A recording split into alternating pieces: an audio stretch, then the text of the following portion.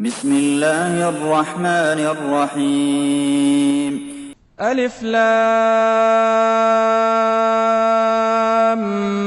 ميم تلك آيات الكتاب الحكيم هدى ورحمة للمحسنين الذين يقيمون الصلاة ويؤتون الزكاة وهم بالآخرة هم يوقنون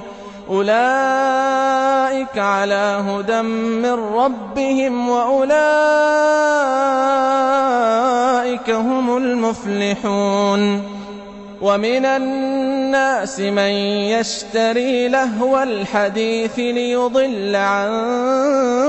سبيل الله بغير علم ويتخذها هزوا أولئك لهم عذاب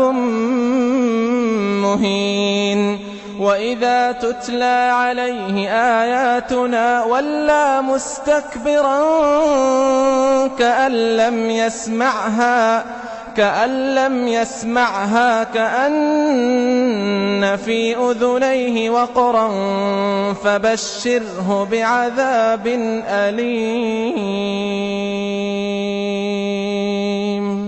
إن الذين آمنوا وعملوا الصالحات لهم جنات النعيم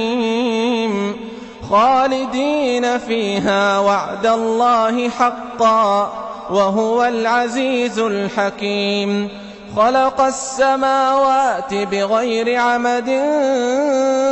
ترونها وألقى في الأرض رواسي أن تميد بكم وبث فيها من كل دابة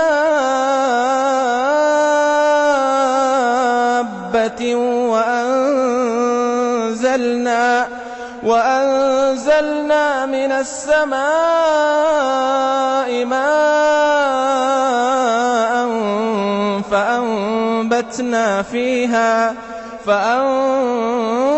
فأنبتنا فيها من كل زوج كريم هذا خلق الله فأروني ماذا خلق الذين من دونه بل الظالمون في ضلال